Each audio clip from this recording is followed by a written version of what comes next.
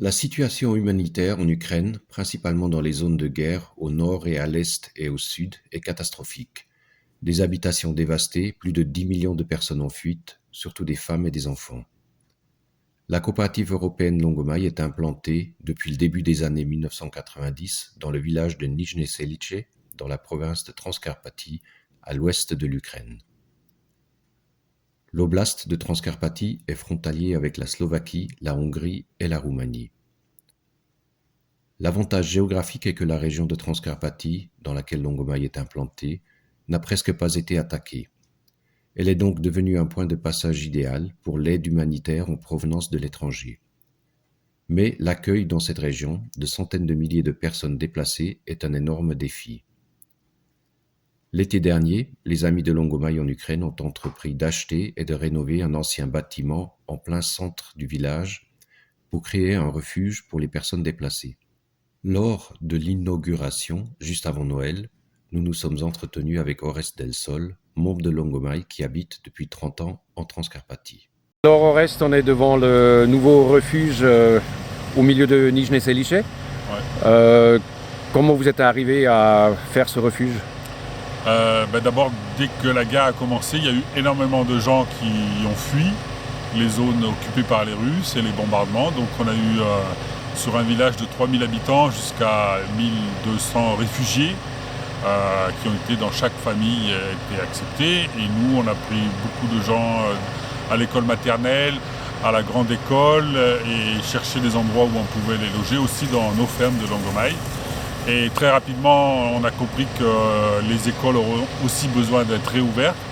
Donc on a décidé de créer un refuge pour ceux qui ne pourraient pas rentrer chez eux, en particulier les gens du Donbass et proches du front. Donc on a décidé d'acheter le premier étage de l'ancienne administration du kolkhoz et de faire un refuge pour 30 personnes, avec l'idée qu'ils pourraient rester en tout cas cet hiver. Entre-temps, c'est rajouté que les Russes bombardent toutes les installations électriques, donc on est sans électricité. Maintenant, on a réussi à brancher une grosse génératrice, donc dans le refuge, il fait chaud. Et ce sont surtout des personnes âgées ou des familles avec des enfants. Et donc là, ils sont persuadés qu'ils pourront passer l'hiver tranquillement et loin du front, puisque notre région reste celle qui a été le moins touchée par la guerre.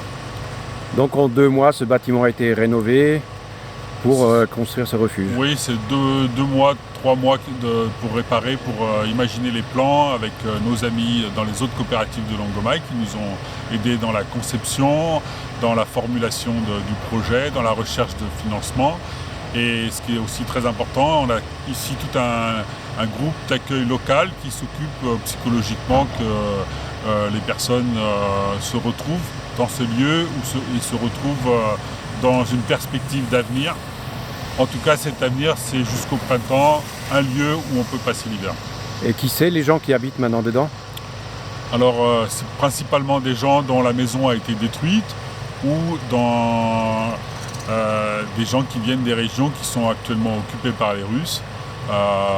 Avant, au début, on avait des réfugiés qui venaient des régions juste qu'ils ont pris peur. On a préféré privilégier ceux qui ont le plus souffert. Donc, c'est uniquement des gens qui sont de ces zones.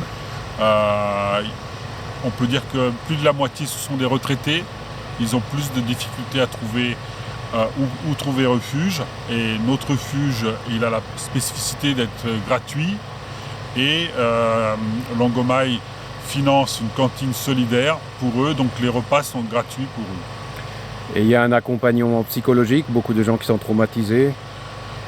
Il y a des gens qui ont vécu des choses difficiles, des gens qui ont aussi été frappés par des milices. Il y a des enfants qui ont fui, donc oui, les situations sont compliquées, mais on a 2 assistantes sociales qui nous aident et nous avons ces psychologues qui nous aident à suivre les gens pour qu'ils dépassent leur traumatisme.